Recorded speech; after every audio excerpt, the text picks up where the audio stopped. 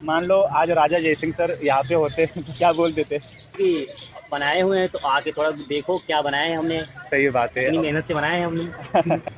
नमस्कार मित्रांनो, मी आज आलेलो आहे दिल्लीतील अशा ठिकाणी जिथे 300 वर्षापूर्वी लोकांना कळलेलं होतं की घड्याळाचे वेळ कसे पाहायचे आणि आकाशातले चंद्र आणि तारे यांना कसे मोजायचे। तर ते ठिकाण म्हणजे जंतर मंतर। तर हे जंतर मंतर ठिकाण आपण पाहायला जाणार आहोत। तर ते दिल्लीच्या पटेल चौक मेट्रो स्टेशनपासून अगदी जवळच आहे, काही 600 मीटरच्या अंतरावरच आहे। तर आपण जंतर मंतरला पोहोचलेलो। तर हे बघा मागचं ठिकाण आहे, इकडे बघा हे सगळं जंतर मंतर आहे। तर चला आपण थोडक्यात तुम्हाला याच्याबद्दल थोडी माहिती देऊ।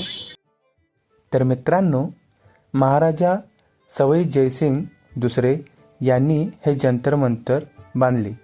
त्यांना असं वाटत होतं की युरोपियन तत्वे आणि गणना चुकीचे आहे, म्हणून त्यांनी स्वतःचे डोके लावून स्वतःच्या विज्ञानावर ही भव्य यंत्रणा उभी केली। ही यंत्र दिसायला साधी वाटतात, पण यामागचं गणित अतिशय अचूक आणि खोल आहे। हे जे तुम्ही पाहताय ते मिश्र घड्याळ। या यंत्राचा उपयोग स्थानिक वेळ, सूर्याची स्थिती, ऋतू बदल आणि दिवस रात्र मोजण्यासाठी केला जायचा। तर मिश्र यंत्र हे वेगवेगळ्या गणनांचं कॉम्बिनेशन यंत्र आहे। आता आपण पाहणार आहोत जगातलं सगळ्यात मोठं घड्याळ, जे आहे सम्राट यंत्र। हे जे भव्य त्रिकोणासारखं यंत्र आहे ते आहे सम्राट यंत्र। म्हणजे यंत्राची सावली प्रत्येक 2 सेकंदाला हलते। आजही हे यंत्र चालू आहे, फक्त बघायची नजर हवी। म्हणजेच मोबाईल नसताना सेकंदापर्यंत अचूक वेळ दाखवणारे यंत्र म्हणजेच सम्राट यंत्र। जर का हा प्रयोग तुम्हाला पाहायचा असेल तर तुम्ही दुपारी 12च्या दरम्यान येऊ शकता आणि तुमच्या डोक्यावर ज्यावेळी सूर्य असेल त्यावेळी तुम्ही पाहू शकता की या भिंतीच्या ना डावीकडे ना उजवीकडे तुम्हाला कोणताही सूर्यप्रकाश किंवा त्याची सावली दिसणार नाही, फक्त तुम्हाला सेंटरला त्याचा सूर्यप्रकाश दिसेल। तर हे पाहण्यासाठी तुम्हाला नक्कीच आवडेल आणि म्हणूनच कित्येक फॉरेनर लोक हे पाहण्यासाठी इकडे व्हिजिट करतात।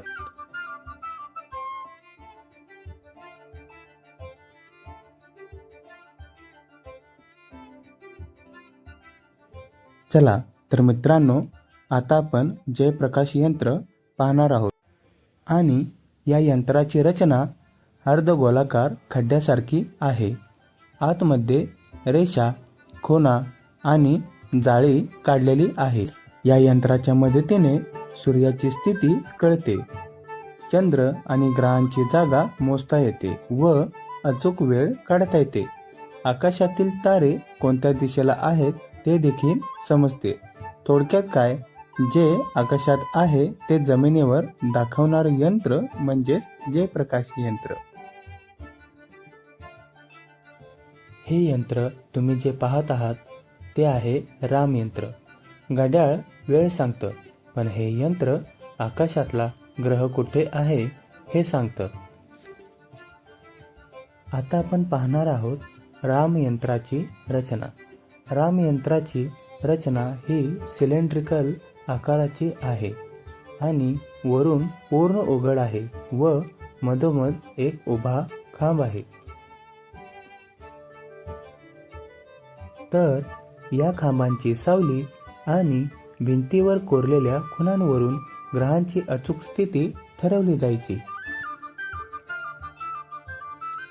जंतर मंतर मध्ये 2 रामयंत्र आहेत। जर एकावर सावली पडली तर दुसरं यंत्र लगेच वापरता येतं। म्हणजे सूर्यप्रकाशावर अवलंबून असलेलं परफेक्ट बॅकअप सिस्टम 300 वर्षापूर्वीच तयार केलेली होती।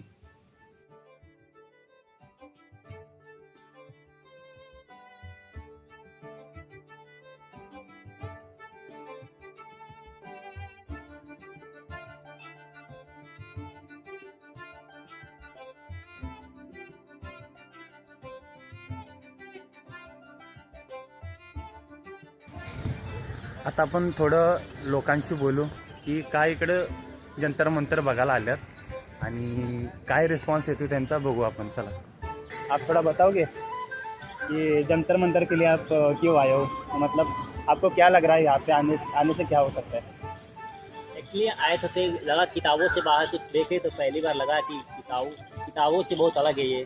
किताबों से अलग है, हाँ, मतलब इसका इन्फॉर्मेशन आपको थोड़ा सा पता है कि क्या है, मतलब किस लिए ये बनाया गया है यहाँ पे? और शायद जय सिंह ने बनाए हैं। ओके, राजा जयसिंह हाँ, ने राजा- बनाया है। हाँ, मान लो आज राजा जयसिंह सर यहाँ पे होते तो क्या बोल देते आपको? बोलते कि बनाए हुए हैं तो आके थोड़ा देखो क्या बनाए हैं हमने, सही बात है। इतनी मेहनत से बनाए हैं हमने। और अब मेरे साथ दूसरे भाई भी है इनके पास ही। जंतर मंतर नाम क्यों पड़ गया इसका? यंत्र और तंत्र की वजह से पड़ गया उसका नाम। ओके, ठीक है। आप भी किस लिए आए? मैं तो यहाँ पे एक्चुअली एग्जाम देने आया था, लेकिन ओके ओके ओके ओके।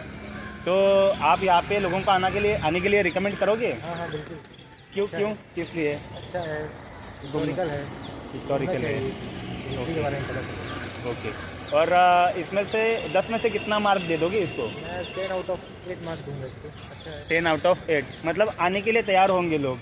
ठीक है, ओके ओके। तो यहाँ पे 10 आउट ऑफ 8 तो दे देंगे और यहाँ पे सही है आने के लिए। और इसका तिकीट भी 20 रुपये आहे, तो लगभग आ जाऊ आप.